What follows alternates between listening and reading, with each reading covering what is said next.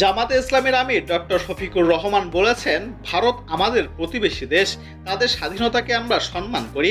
আমরা তাদের নিয়ে সম্মান, শ্রদ্ধা আর সম্প্রীতির সঙ্গে বসবাস করতে চাই। আমরা ভালো না থাকলে তারা ভালো থাকবে কিনা সেটা তাদের ভাবতে হবে।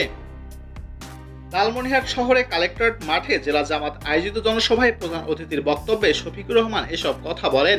তিনি আরও বলেন, ভারতীয় সীমান্তরক্ষী বাহিনী আমাদের দেশে প্রবেশ করে লালমনিরহাটের ছেলে ভুট্টার পাতা সংগ্রহ করা হাসিনুরকে ধরে বুকের ওপর পা দিয়ে গুলি করে টেনে হিসড়ে নিয়ে গেছে।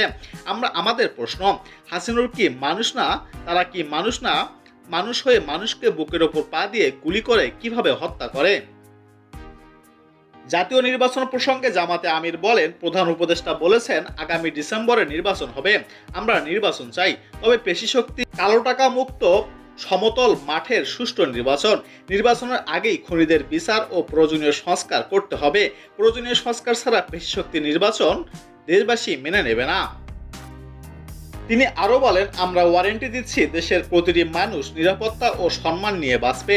আমরা আল্লাহকে ভয় করি। যারা আল্লাহকে ভয় করে তারা কখনোই অন্যের সম্পদ, সম্মান ও ইজ্জত নষ্ট করে না। আমরা সৎলোকের ও কোরআনের শাসনে বাংলাদেশকে বদলে দিতে চাই। এতে আপনাদের পাশে চাই, আপনাদের বুকে একটু ঠাঁই চাই।